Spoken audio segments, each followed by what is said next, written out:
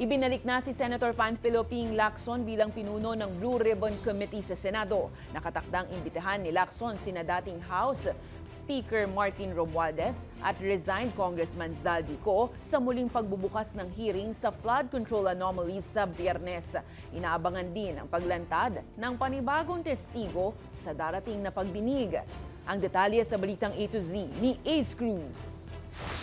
I move to elect Senator Panfilo Lacson as chairperson of the Committee on Accountability and Public Officers and Investigation. I'll move, Mr. President. Any objection? Chair hears none. Senator Lacson is hereby elected.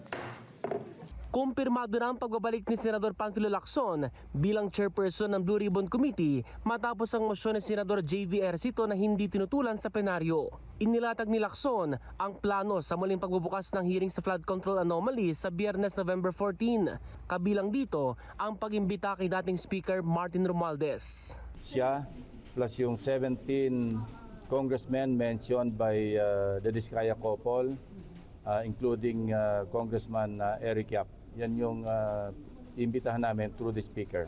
Iimbitahan din si resigned Congressman Zaldico. As we all know, most probably he's abroad. So hindi magiging valid yung kanyang testimony unless nando siya sa premises ng embassy, Philippine Embassy, doon sa lugar ng kinaroroonan niya. Nauna nang sinabi ng kampo ni Ko na pag-aaralan pa nila kung pwedeng dumalo online ang dating mambabatas. Itinanggi rin ng abogado ni Ko na may pag-aari itong air assets at tumanggap ng mali-malitang kickback na abot sa bilyong piso ang halaga. Muli namang nanawagan ng minorya. We just agree in the principle na we have to go after the masterminds, and yung frustration, we feel the frustration of people. Kinumpirma rin ni Lacson na tuloy ang pagharap ng mahalagang testigo sa Biyernes na siyang magbubunyag ng iba pang mga pangalan ng mga kongresistang sangkot sa flood control anomalies.